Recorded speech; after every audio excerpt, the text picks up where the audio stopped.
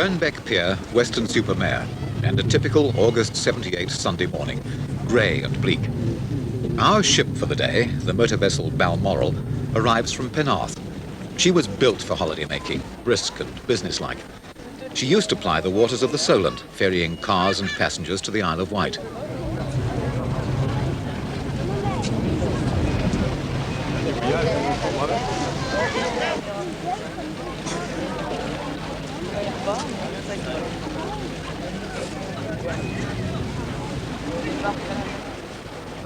The first task was to land the early birds who'd come across the channel from South Wales. And then it was time for the little ship to take her full complement of 500 passengers for the trip. Some would be going as far as Ilfracombe, others sailing on to the island of Lundy. I shall be disembarking first in about 3 hours' time for a look around Ilfracombe, while Gywn goes over to Lundy. Both gangways, please. Both gangways.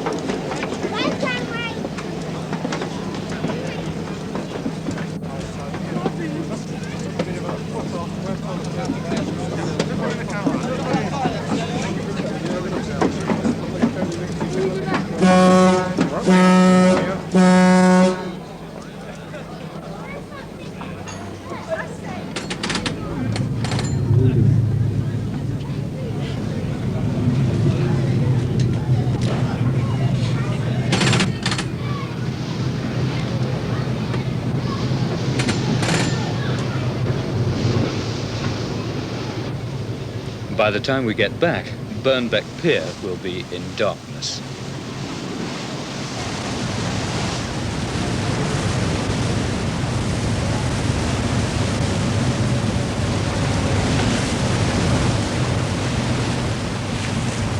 It's a chance to see the channel, past the bird sanctuary of Steepham, a rocky island famed for its rare plants and Victorian fortifications.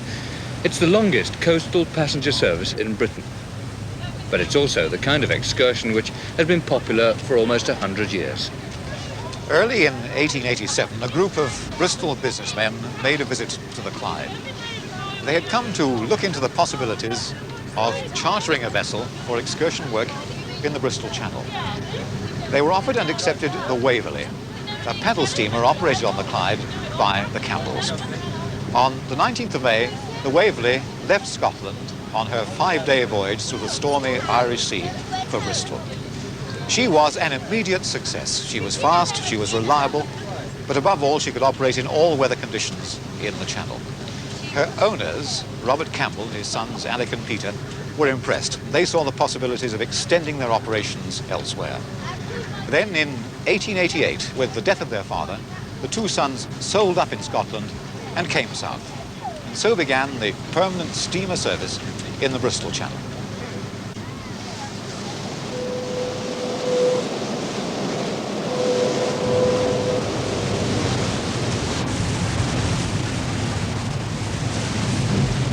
But the Campbells were not without competition in those early days.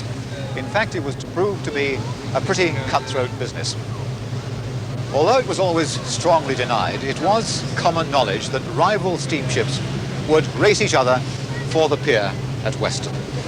This came to a head in the summer of 1893 when the Ravenswood, on a return trip from Ilfracombe with Captain Alec Campbell at the helm, and a rival ship, the Lorna Doone, left Lynmouth at the same time. The race for Weston was on. Neither ship would give way, yet both captains knew that only one ship could get alongside the pier at Weston. Well, the inevitable happened. The port paddle box of the Ravenswood crashed into the side of the Lorna Doone, scattering passengers in all directions. At a subsequent Board of Trade inquiry, Captain Alec Campbell was fined £125.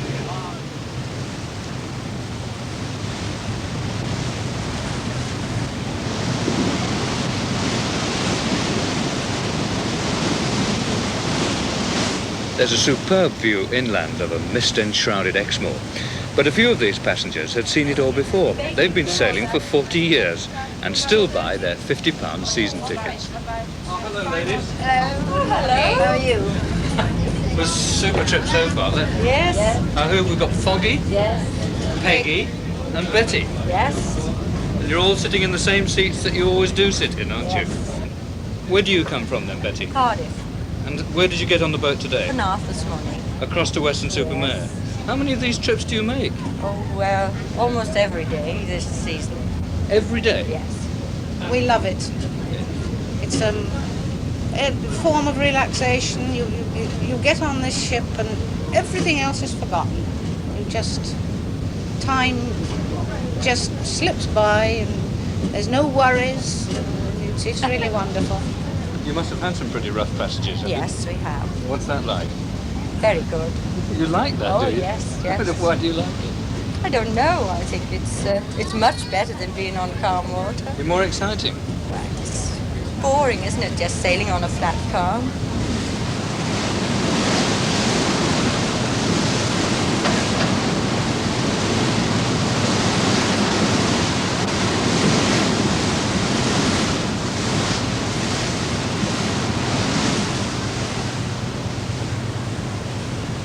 Three slightly bumpy hours after casting off at Weston, the Balmoral brings us into the calmer waters off Ilfracombe.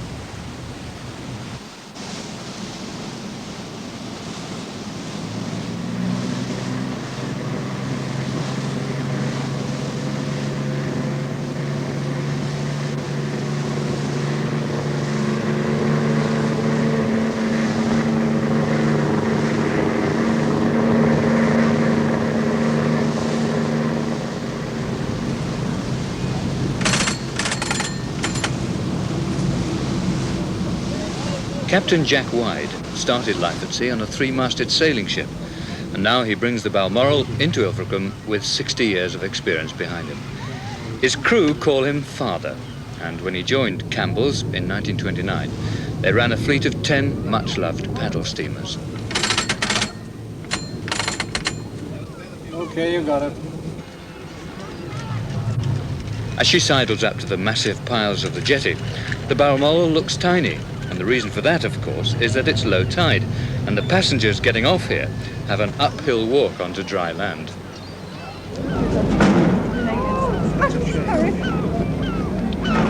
Company here. Yeah, okay, Dave. Well, have a good day. Keep an eye out for the puffins. Oh, the puffins, yeah. They're getting scarce, though, but Yeah. keep my eye open. Cheers. See you when you come back. Later on this evening.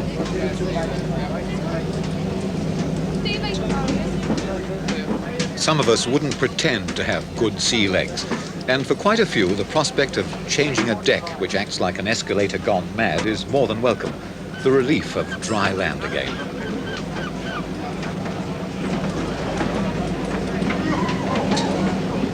See you later.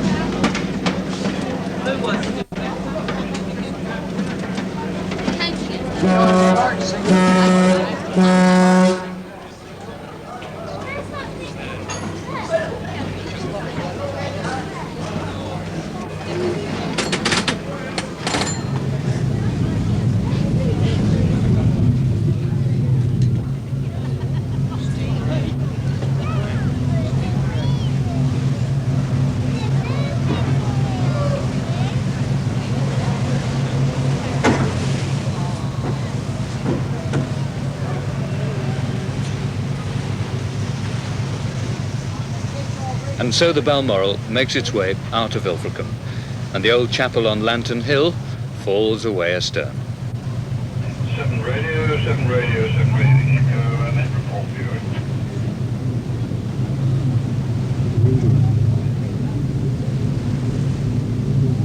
Ahead of us, still below the horizon, lies Lundy. The weather has suddenly improved. The clouds have parted to reveal an almost limitless expanse of blue sky.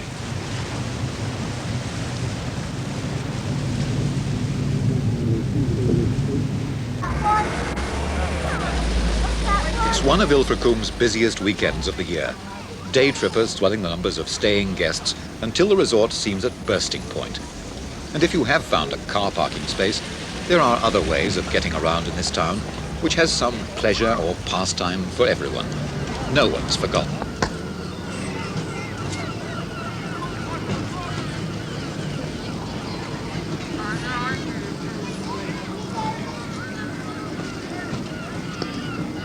Mind you, it wasn't always like this. where flower beds blaze in summer colour and sunbathers take on a cooked lobster hue, a visitor in 1810 recorded, "Except for one little rocky creek, we see the vast ocean only, over some pleasant green hills, which on our side are dotted with many cows and sheep, but on the other only ragged rocks."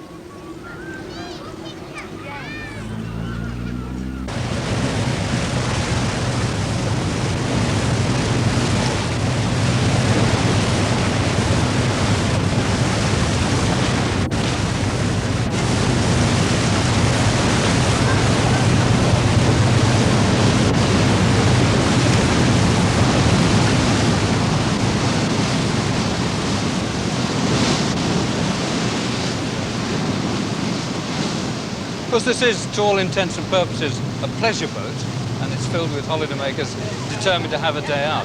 The fun is getting really hot now, you notice, isn't it? It was quite cold earlier, but now it's really heating up, and everybody's having a good time. But it's a little bit more than a trip round the bay. Now, a ship like this goes into deep water, way out there in the Bristol Channel, and so they carry a doctor on board, and in fact, twice this season, sick people have had to be lifted off by helicopter. Now, the White Funnel Fleet's got a 100% record for safety. They've never actually lost anybody overboard, at least I hope not today anyway. And just in case we are hit by a tidal wave or something, then the passengers on deck here might not realise that they're sitting on the very things that might save their lives, and that is, each seat here is a lifebelt. It's a lifeboat, built-in buoyancy tanks in the seats, and all round them are ropes that we can hang on to if we do get pitched into the drink.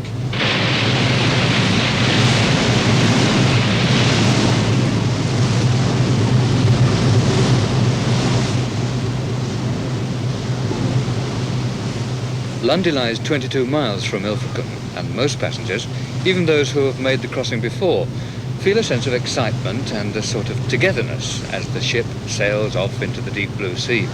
It can be a windy, turbulent stretch of water, though, where mighty currents converge, and a little too much for some little stomachs. And keeping the ship company are the seagulls, wheeling and screaming after the leftovers from bags of sandwiches and packets of biscuits. Come on! Think they'll come and take this out of your hand? Well, that's out of my hand. They might do, might they? Throw them a big bit, see? Throw them a nice big bit. Who shall I throw it to? That one up there? Here you are. Perhaps they've already had their lunch. Perhaps they're not hungry anymore. Come on in, seagulls. Sometimes they'll come and take the bread right out of your hand, you know. If you hold out a nice big bit, they'll come and take it out of your hand.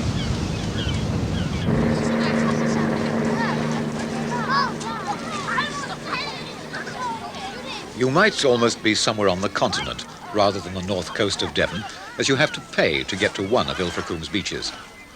But such is the rocky coastline here that access to many small coves was once only possible for the most agile visitor. How much is it? 12 miles. Thank you. I mean, after you go in, you've got to pay to go in, right? Right, thank you very much indeed. Thank you very much.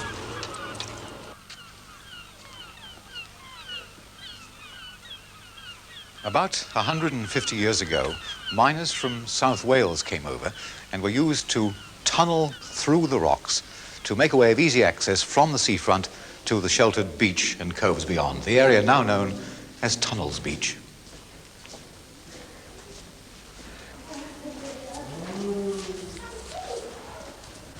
They built 2 pools to retain the seawater so that bathing was possible at even the lowest of tides. And why did they build 2 pools? Well, one for the ladies and one for the men. Mixed bathing definitely wasn't allowed in those days.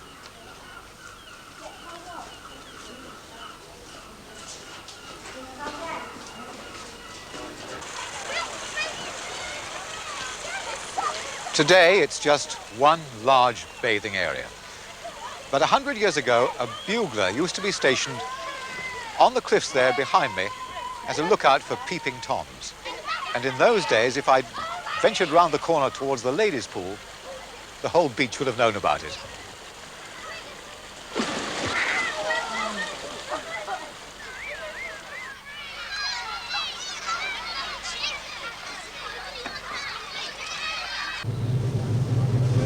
At last, an hour and 40 minutes later, there she lies, Lundy.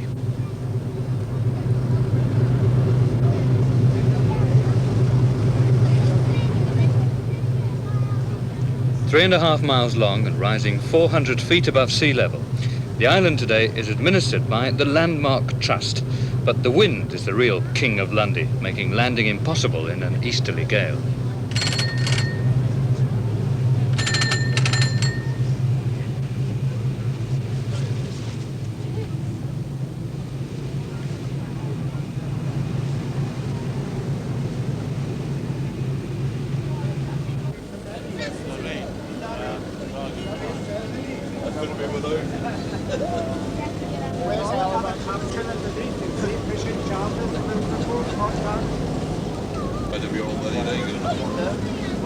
Excuse me, please.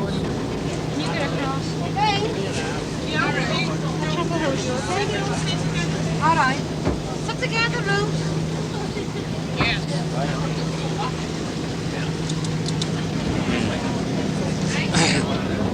You know, the thing that surprises people coming to London for the first time is that this whole business of landing, because it's not like getting off at a bus stop. See, the steamer has to stand out in the bay under the cliffs of the east side of the island, while the passengers are ferried across to the landing beach in a jolly boat. Now, there are two boats, but it figures that if you want to spend as long on the island as possible, then you get into the first boat. Then everybody else has the same idea. Still, we're on, aren't we?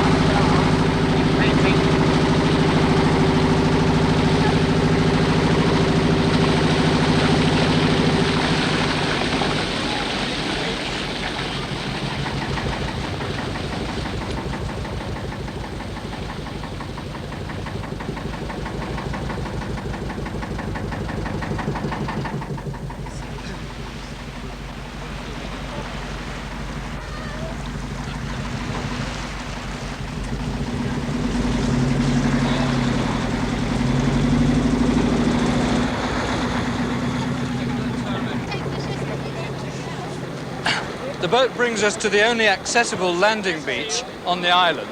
It's entirely covered by the sea at high tide. And this landing stage is mounted on an old bus chassis, so they can pull it out of reach at the sea.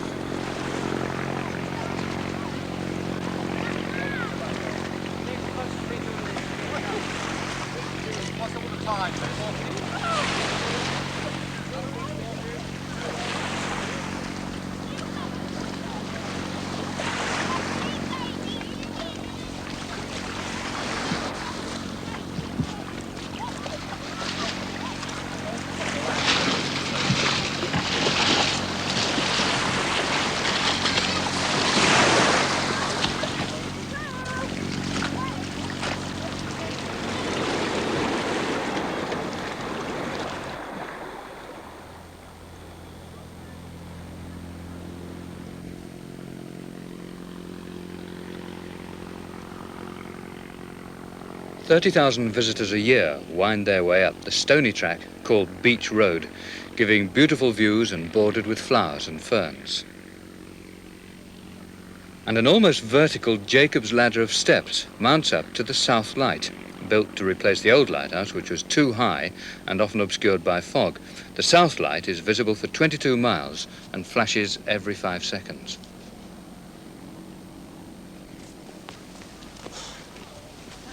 Well, those westerly gales are so severe that they make it impossible for any trees to grow, in anywhere but the most sheltered little pockets. On this, the eastern side of the island. In fact, they've been so severe sometimes, they've even been known to blow cows clean off the edge of the cliff and onto the rocks below. Well, I'm a little bit out of puff from that walk, but I've reached the point known as the battlements. And from here, you can look right across the cliffs there on the eastern side up to Tibbet's Point, which is just about halfway along the island.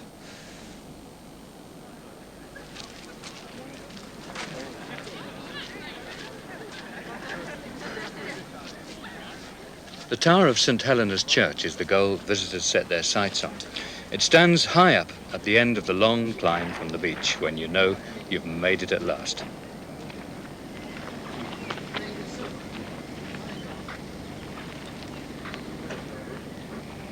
The brave little church was built of local granite in 1896 by the owner of the island, the Reverend William Heaven. The slates came from Tetbury in Gloucestershire. It has a peal of 8 bells and is cared for by the Vicar of Appledore in North Devon.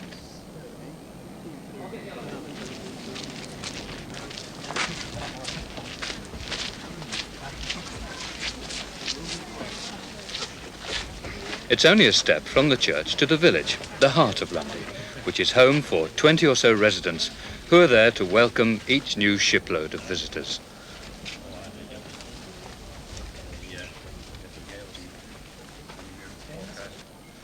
Well, this little roadway through the village bears the misleading title of High Street. Oh, if you call it High Street, you'd expect to see parking meters and rush hour crowds and traffic lights. Well, that's the whole point of coming to Lundy. There's just no traffic. Visitors can walk anywhere in this little village. Over the stone walls, there's the space and the solitude of the whole of the island at their disposal, but only in the time limit allowed them before the steamer leaves. That's usually up to about 3 hours, and we've got quite a lot to do, so let's start with the shop.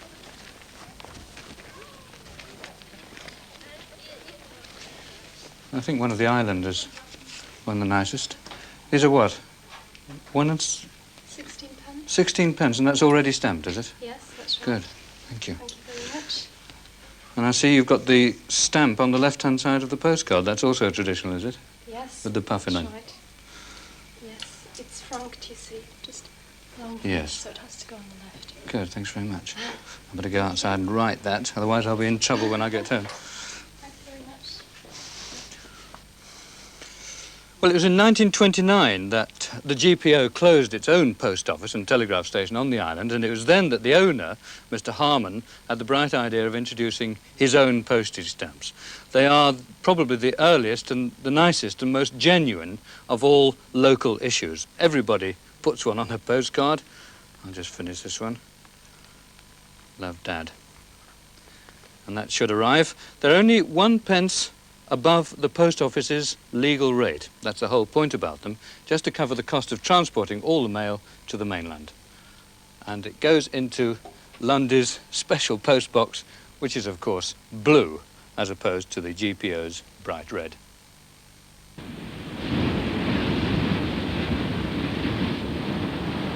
Spectacular though Ilfracombe is, the best way to get around is on foot. Capstan Hill is a favourite spot for a leisurely stroll. A spot where the visitor in early times would have seen the sheep and cattle. In those days, as today, winter employment was a problem. And indeed, in the autumn of 1842, a group of local inhabitants met to discuss this very thing. And one light-hearted suggestion was met with the retort, you might as well try and build a path around the capstan. To which someone said, why not? And so the path was started. It's said that the course of the path was marked out in white paint on the rocks by William Turner, a relative of the great English landscape artist. Local historians tell us that the parade was made by the united and unselfish efforts of the townsfolk. Nearly everybody took part in the operations. Tramps were advised to see the foreman and be certain of obtaining work for as long as they agreed to stay. The wages were a loaf of bread and £1 a day. Well, all too soon, it's time to go. But you can't help feeling the sense of history about this island, standing as it does so remotely and exposed out there in the Atlantic at the beginning of the Bristol Channel. And there have been some strange stories in its past too, the wreckers. Over 100 wrecks are scattered around the coast, including that of HMS Montague, the fated wayward battleship that went aground in about 1906. Well, so many people have died on the rocks of Lundy, I feel quite pleased in a way that we're getting off safe and sound.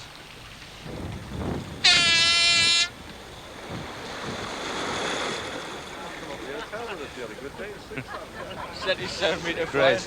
Room for one little one, is there? Good. Like Lundy, Lantern Hill in Ilfracombe was once a small island. One function it has always served, as a landmark for mariners. The light today is right atop the tiny chapel of St. Nicholas, the patron saint of sailors.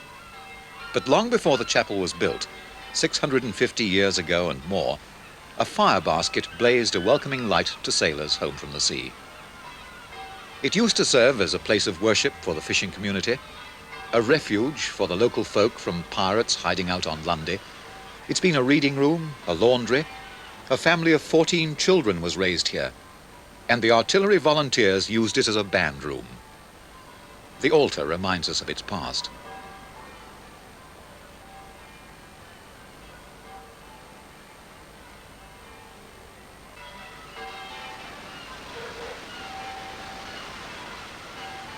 Here on the hill, we can all pretend to be real sailors, watching for our ship coming in to take us home on this August Sunday evening.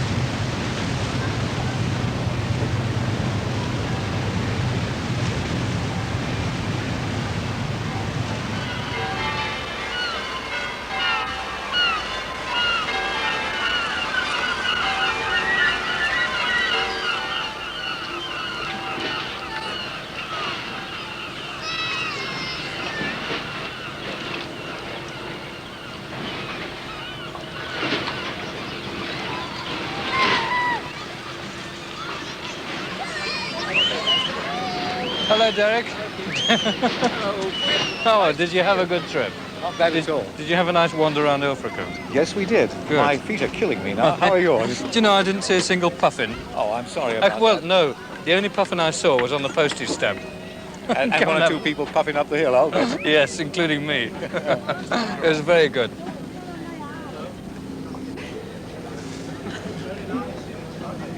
Give us a wave then.